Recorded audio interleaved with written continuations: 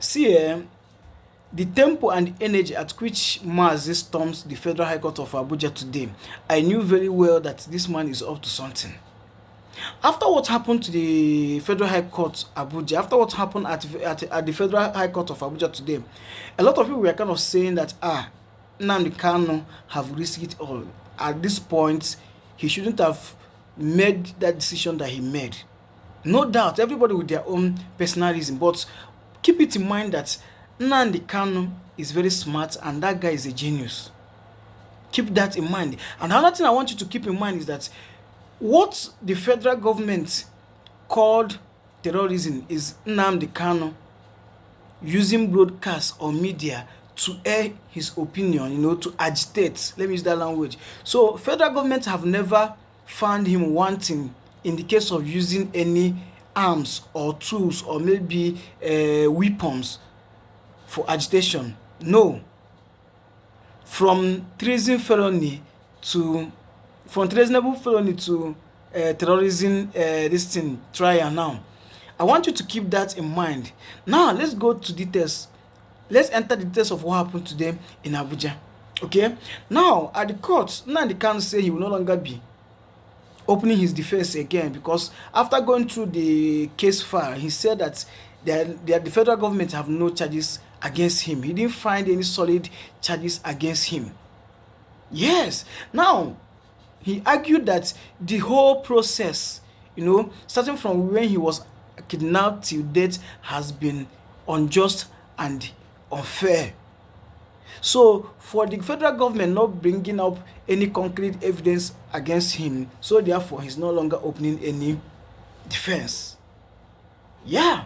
Now a lot of people said, okay, at this moment Nnamdi Kanu have risked it all, that he shouldn't have gone that way.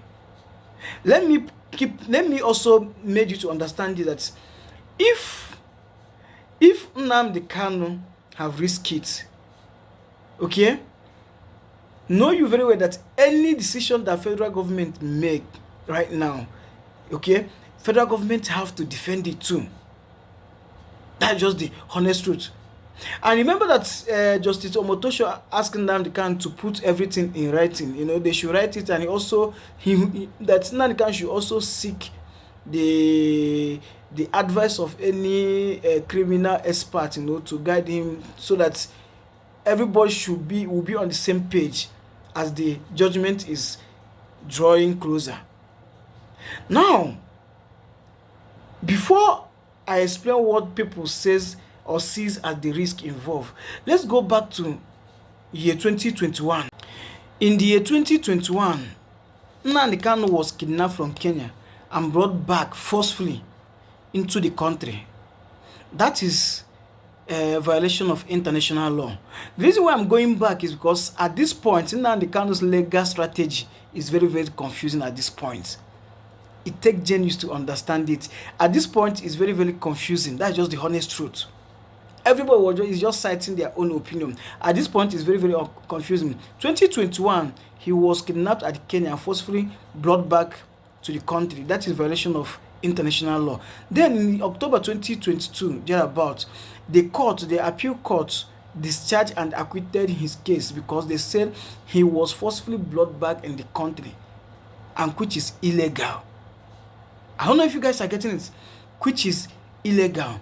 Now, compare what happened and the manner at which this thing has been going to what Nnamdi Kanu says, saying that the way and the manner at which the federal government has been going about this case from day one has been unjust and unfair. They don't have any case against him. Now, looking at what they did to Nnamdi Kanu and what Nnamdi Kanu stands for today, or what happened today at the local when he said he don't want to open his defense, do you see any kind of similarity, or maybe do you see where Nnamdi Kanu is headed? Because at this point, any decision that the federal government make or the federal high court made, they are also at risk. They are also at risk. Now, let's talk about the risk involved, because this whole thing is very, very confusing. Let's talk about the risk involved. There are kind of risk. There are different type of risk involved. According to all these people, all those their learned colleague, all these court terms, they have their language. we have what we call the legal consequences or maybe legal implication. This is a situation whereby if Nnamdi Kanu refuses to present any defense, the court might decide the case with what the government, the accusers, people that are accusing Nnamdi Kanu of terrorism, with their own evidence. That if they have a solid evidence against him. That is the legal consequences. The court, or should I say the government, deciding Nnamdi Kanu's fate. But again, there is what we call strategic risk. And I think that is what Nnamdi Kanu did. Strategic risk is a situation whereby if the defendant or maybe the accuser believe that I don't have any case with these people, and the courts do not have any valid evidence to back up what Nnamdi Kanu says. If they don't have any strong and valid evidence to back up that Nnamdi Kanu do not have any case with them, then for sure Nnamdi Kanu will walk freely. That's just the honest truth. And looking at what the federal government has done to Nnamdi Kanu, it's obvious that Nnamdi Kanu don't have any case. First of all, they say Nnamdi Kanu jump bail. Federal High Court proved that, Supreme Court proved that Nnamdi Kanu did not jump bail. Yes. You will send troops to come and buy him, mama. But the guy managed to escape. Run for his life. You went and kidnapped him and brought him back to Nigeria forcefully. Appeal court, after looking into the case, discharged him in 2022. And the federal government, due to their kind of lifestyle that they are living, and everybody just bowing to who replenished their pockets very well, they kept Nnamdi Kanu not even in prison, but in DSS headquarters, where he has been tortured. Now, we have what we call the judicial case risk again.